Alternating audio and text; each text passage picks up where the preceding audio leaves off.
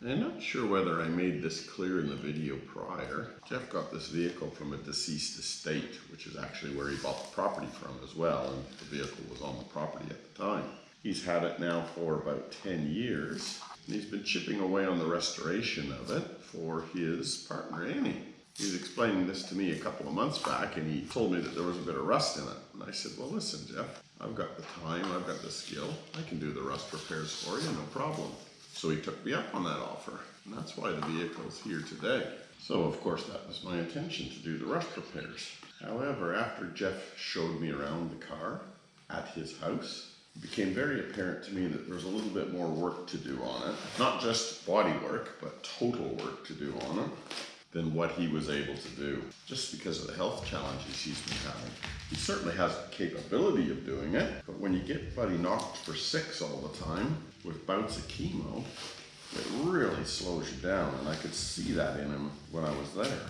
So that was the genesis of my idea of going, okay, you know what? I'll bring this home, I'll do the rust repairs like I had committed to, but in actual fact, we'll take this to the next level. We'll rip this sucker apart and we'll fully restore it. And that's what you've been seeing so far, guys. The full restoration of this little vehicle so that Amy's got herself a nice little daily drive.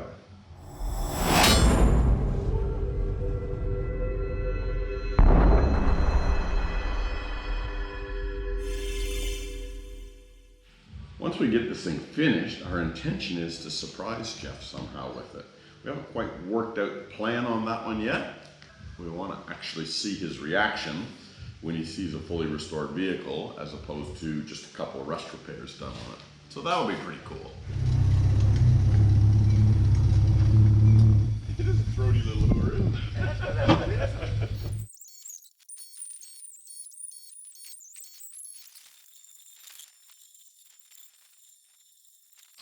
What you got there, mate? Club box lid? Club box lid had something bolted to it sometime in its life. Had 8 holes in it. So we're just going to weld them up and put a skim over the top and a bit of paint on it. So look $1 million. Beautiful. I got the bonnet sanded down, and those 2 low areas I pushed out with my hand as best I can, and I've just bogged them up. And we'll sand that all off when the bog goes off. We got a new face here with Tully. G'day, Tully. How you going? Awesome, matey. What are you working on? Just sanding the tray down a bit. Nice one. Again. Excellent. Get it all looking pretty and polished. Yeah, Terry, we're just doing all the little bits that are a bit hard to get through with the normal buff and stuff. Yeah, fair enough. Just to make that little bit positive. Yeah, cool. And Tully's got his 45 series over there. Sweet.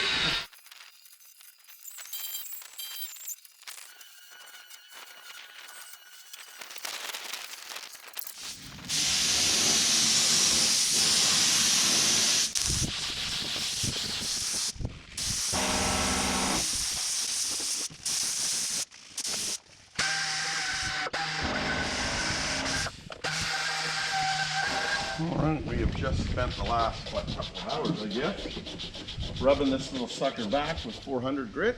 And I think we're at a point now where pretty close to mask up. Fix up a few little blemishes here and there, and mask her up.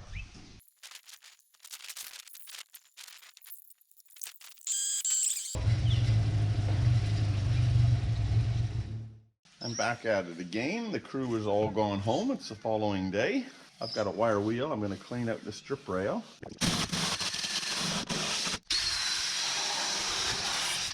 Sweet! This old seam sealer just chisels out and falls away in pieces. It's just brittle as. I can't even break it.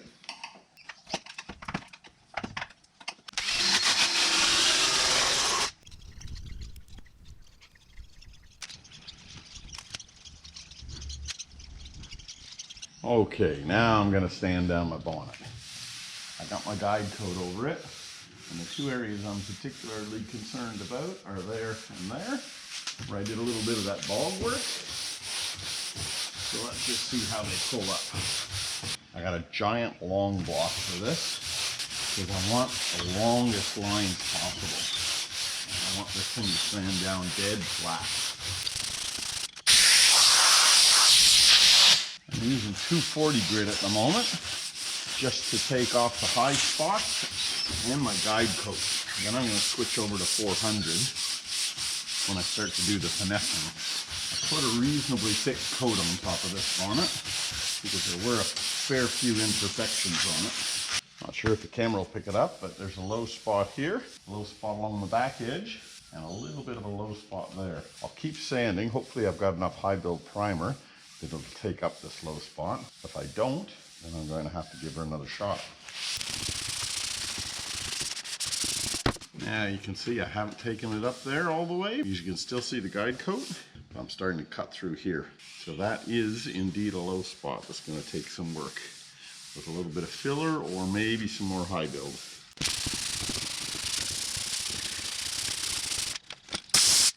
This side's looking really good. That's almost all completely taken up. Little low spot there, low spot there, and a low spot here. And I'm starting to cut through here. So I'm gonna have to do some work on that one. So that one and that one's gonna take a bit more work. That one I should be able to rub out. All right, after a very, very long time, a few hours, I got my bonnet sanded down and it is nice and flat. Got all of the low areas and high areas out of there. And that is now ready for a coat of paint. So I'll throw a blanket over this so it doesn't get crap on it. I'll set it aside and we'll move on to the next bit. Alrighty, John had a crack at sanding these doors down and cleaning them up. He's done a pretty good job. I'm just going to go over them once more and make sure that everything is completed. For example, here there's a bit of shininess where it's not been sanded. That has to be sanded back. That's the sort of stuff I'm talking about.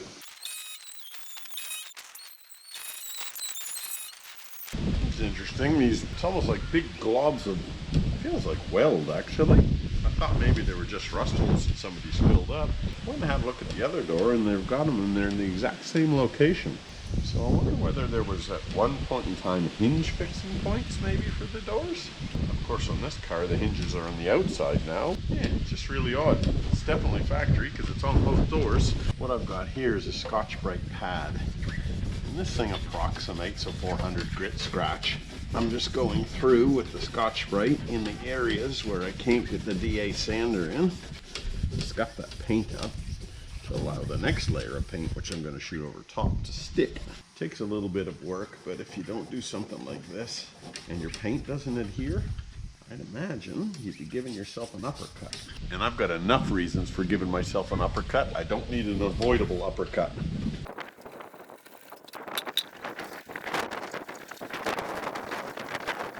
Okay, that side of the door is done. Let's see what the other side looks like. Oh yeah, lots of deep scratches that need to be pulled back to 400 grit.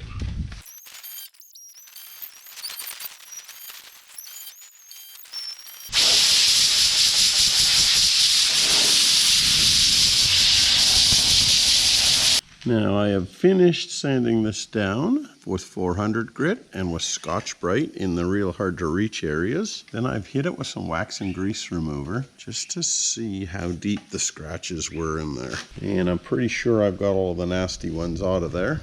Of course we won't really know until it's time to paint, but I'm cautiously optimistic on this one. Okay, that's one door done, inside and outside. Now I'll rinse and repeat on the second door, and I'll see you guys when I finish that. Okay, got both doors done. Now it's time to do the hinges. Looks like somebody's had a crack at sanding them, but there you go. You gotta fold this hinge around and get it like that. And the sides haven't been done, so we gotta do up the sides.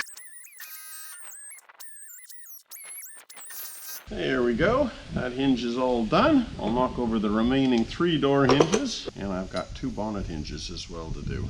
Okay, now I'm moving on to the grill. Somebody's had a crack at this, and they've scuffed it up, but it just needs to be taken down further and finer. There's still lots of shiny bits on it where the paint won't stick.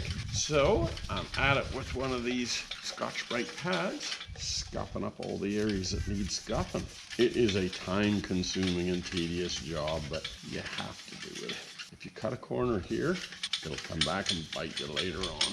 You want to know how I know? Yeah, exactly. Been there, done that. Well, I have been on this grill for probably 2 hours, and I finally got it finished. While I've been doing this, I've discovered a small crack. I don't know whether the camera's gonna pick it, but it's right there at the end of my finger. We had one earlier, and John repaired that with some fiberglass. So I'm gonna do the exact same on this one. Luckily, it hasn't gone all the way through the piece, but it is starting. And I'd imagine this grill is made of unobtainium. They'd be nearly impossible to get, I bet. So let me mix up some fiberglass resin and we'll get onto this. And hopefully this grill will last another 20 years. I don't know whether you've ever used this fiberglass matting before, but it is nasty stuff. The glass gets fibers all in your hands and everywhere, and they itch like crazy. If you've ever used fiberglass insulation, you know what I'm talking about. The resin, that stuff sticks like shit to a blanket, and it always seems to get everywhere. You know, you're like, how the hell did I get that shit in between my eyes? It's crazy. Here's a trick that I use for containers that I don't want to open to air and that I don't use a whole lot of. Just put a little tech screw in them and use that as my little pour spout. Works particularly well with things like Pour 15 or stuff that's activated by atmosphere and goes off with atmosphere. So if you've got something that you just use a little bit of at a time, leave the stupid lid on the thing and just drill a hole in the side of your can and put yourself in one of these little tech screw plugs. I've had this fiberglass now for, I don't know, a few years anyway. Still nice and fluid. See, what did I tell you? I'm just sitting here minding my own business and the bloody fiberglass drips on me. All right, we'll add a little catalyst. I don't know how much for this small amount. 10, 15 drops, something like that. Get our stir stick and mix it up. Now the fun part. And when I say fun, I mean that in a very lighthearted way, as in not fun.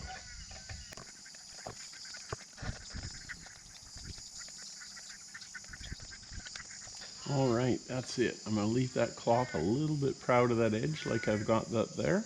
And when this dries, I'll take the sander and just blend it into that edge. All right, let's move on to the next thing. I'm just not quite sure what that is yet. All right, I got a rear valance panel slash taillight panel. Somebody's had a crack at sanding it down. Done a reasonable job. Just gonna finish it off.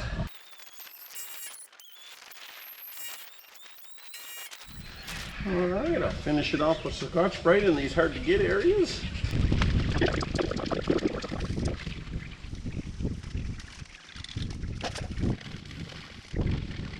All right, I've decided to shoot the inside of the doors because that is the least critical part of these doors. And if I'm gonna screw up, that's what I wanna screw up. I don't believe Jeff has any new Bailey channels. So I'm going to have to tape these to preserve them. Rather than taping the entire channel, I'm only going to tape from the edge that I'm spraying down. Then when I've done the inners, I'll take my tape off, I'll flip the door over, and I'll tape it from that edge up. Just makes it a little bit easier to lay the tape down rather than try and put it inside of that channel along the whole length. You'll see I've got some gloves on now as well. I haven't hit these doors with wax and grease remover yet, but I'm done sanding, so I want to give myself a fighting chance with the grease and the oil deposits. So on goes the gloves. Try and stop at least some of the oils off of my hands getting onto the panel. Got a few other miscellaneous parts that I'll be spraying. Number plate holder, that rear valance, the hinges, that sort of stuff. Bonnet itself is ready to spray. I'm not sure I'll do that with the wind conditions the way that they are. If it does drop off by the time I get spray gun in hand, I may give it a crack.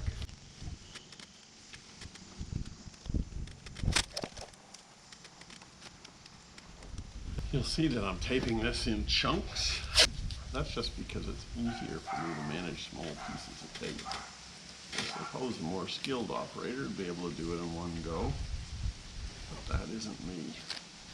All right, that is all taped up. So when I get the gun, I'll be taking it for a swipe like this, which will hit that edge, and then this, I'll come in at it from this angle so that it doesn't blow into any cracks that I might have between the tape and those Bailey channels. Okay, here's our paint. It is called Red Light. And Jeff, you'll be happy to know that this is actually a Nissan color. This was the closest match I could get to the color of the car. And it's pretty bloody close. It's a paint that's on the orange side of red. All right, this is a 2:1 paint and hardener. So I'm going to go to the A line with the paint. That will do us. You know, these old paint tins have been this technology for over 100 years, and it's really crap. You would think somebody would have a better paint tin. I'm sure they're out there, but why it's not more widely adopted is beyond me. Okay, now we go to our B line with the hardener. Now I'll mix that up, and I'll have a look at the consistency of it when I'm done mixing. And if it's a little bit too thick, I'll give it a splash of thinners. Normally they are. Yeah, just a little on the thick side. Not by a lot. We'll put 10% in. Grab a paint gun. Grab a filter. I don't know whether the microphone's picking that up, but the wind is just started howling out there. Unbelievable. Okay, I got my big gun for the big bits, and I got my little gun for the smaller bits. So I'm gonna load that up now as well. And this little gun doesn't need a lot because a little bit goes a long way. It's like shit getting stuck to a blanket.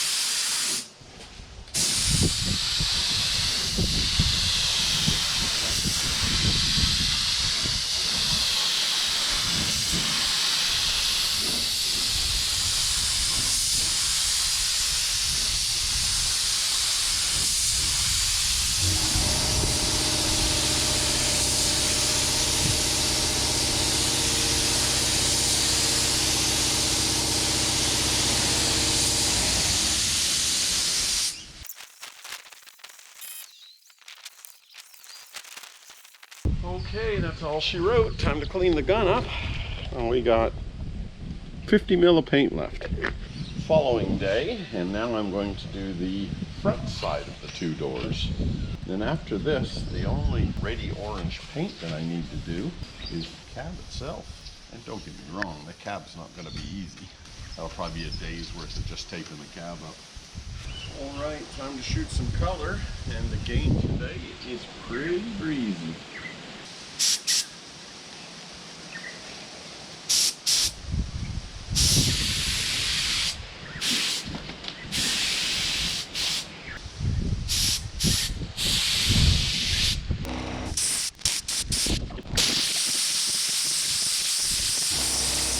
Okay, the doors are done. Color laid down very nicely on those. The only issue I've got is because I'm spraying outdoors, you're prone to getting shit in the paint. There's a bug there, and on this other door there's a piece of bark. So I'll let that paint completely dry, and I'll have a look at how much damage is behind that. If it just comes off, sweet. If it doesn't, then I'll just sand that back a little bit and get that small little gun of mine and just touch it up with that small gun. So the only thing left to paint now is one cab. Next time you see me, I think I will be spending the day taping this little sucker up. Until then. Okay, what I'm gonna do here now is I'm going to try and tape these vents off. I'd like to add just a little bit of bling. And the bling that I'd like to do is paint inside of these vents with black paint. Not a big deal, but it'll just make the bonnet pop a little bit more, I think. I have to be super careful with the taping here, because I do not want that black to bleed through anywhere on the bonnet surface, because the bonnet has turned out just beautiful, and I'd like to keep it that way if I could.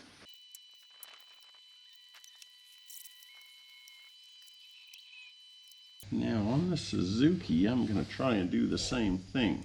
In behind these letters, I'm going to try and make that all black. And to do that, I'm going to lay this tape down over the face. Just like that.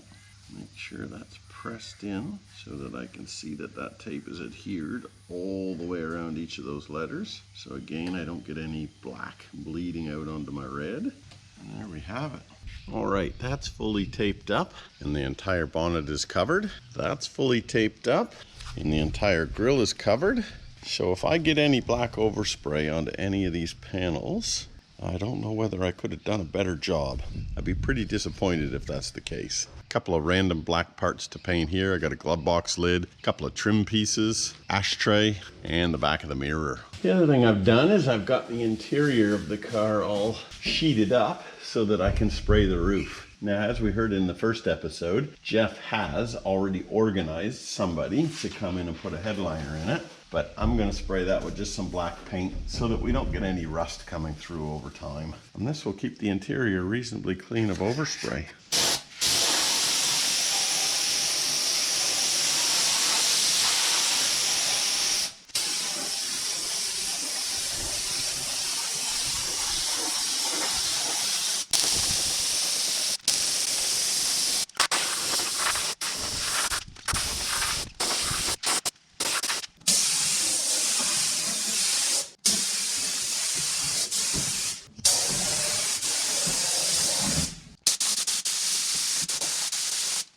Okay, the roof's all done. I'm pretty happy with how that turned out. That's just going to be covered with headliner, so it doesn't really matter, but it's good. No overspray. The bonnet bling has worked out very nicely.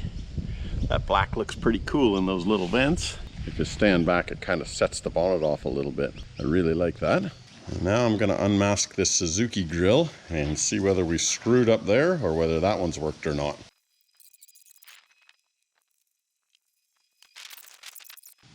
Nice.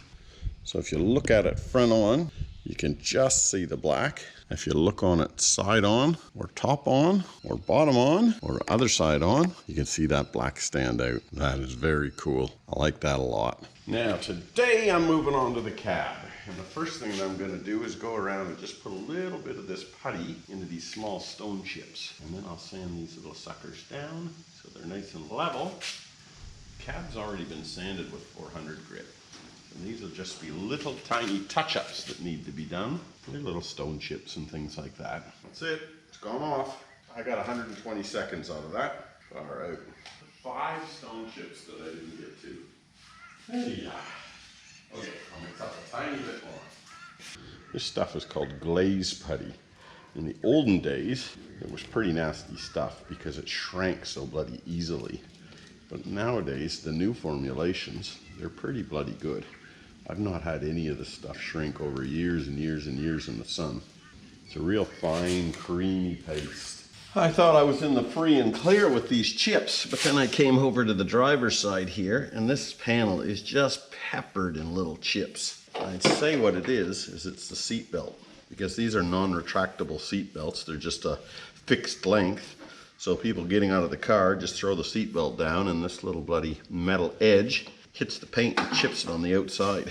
So I can either spray that with high build primer to fill those, or I can go individually and do each one of these little chips with putty. Boy, oh boy. The good thing about the primer is you can get them all in one hit. The bad thing about the primer is it takes a while to dry, so I'll be stymied. Putty, you got to do each of these individually, but it dries within 2 or 3 minutes. So for that reason, I think I'm going to go along with the putty and fill up these individually with the putty. Well, after a good hour or two working on this panel, I've got it. All of those little chips that you see in front of you, those are all filled in and they're all level, and I can't feel any of those. So that's cool. Hopefully we don't get that same seat belt doing the damage to the new paint. Now I'll go over to the passenger side because there is a couple on the passenger side that need to be filled. but nothing like the driver's side. We'll catch you when I'm done. I'm gonna go and I'm gonna hit the whole car with wax and grease remover. This is just the first time I'm gonna do it. The reason I'm doing it right now is when I go to tape this thing, I want the tape to stick. And at the moment, the car's all full of dust and crap, and the tape just isn't gonna stick properly. And then I'll wipe the whole thing down with wax and grease again, just before I shoot it.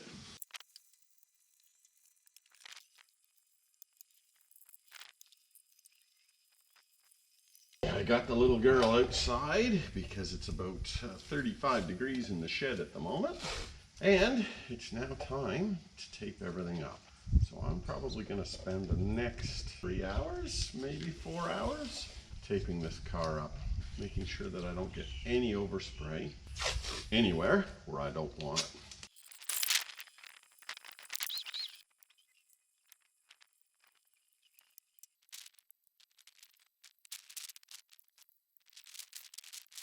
I was going to tape around these door seals, but it's just a little bit too tricky. So I'll pull the door seals off as careful as possible. We've got to reuse these suckers. Then I'll stick them back down with weather stripping seal once we're all finished this paint job. But it's just going to make taping so much easier because these seals have got a double lip on them. I can tape the outer lip, but the inner lip I can't get to, and it's going to get overspray on it, which will look pretty ordinary. And we're not about ordinary on Jafffa Adventures. We're about extraordinary.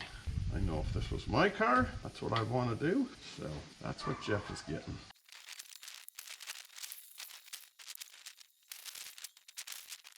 There we go, door gaps on cab all taped up. Okay, this car is entirely taped up, blanketed up, buttoned up, and ready to go. Get my gloves on so that I don't put any oils on the car. And I am going to hit this sucker with some wax and grease remover for the second and last time. Now, the weather is very overcast. I had a look at the radar. It doesn't appear to be any rain out there on the horizon, but it is a little bit concerning. So I'd like to shoot this as quickly as possible, untape the driver's door, and back this sucker up into the shed. Again, the reason that I'm not spraying this in the shed is because I don't want to coat the entire shed with red 2-pack dust everywhere.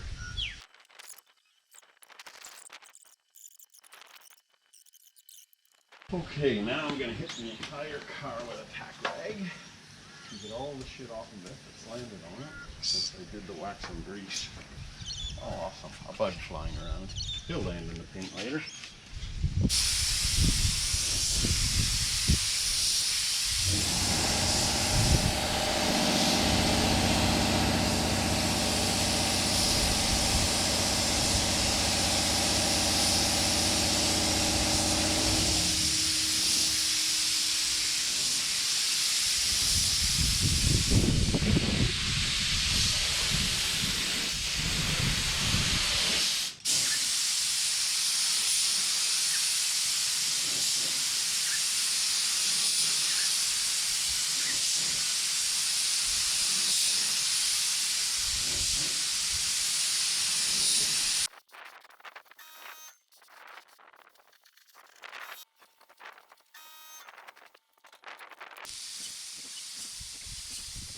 Okay, well hopefully that rain stays away. I'm finished shooting the color. Time to clean the gun up. And of course, I get a bug strolling right in the middle of the bloody roof. Unbelievable.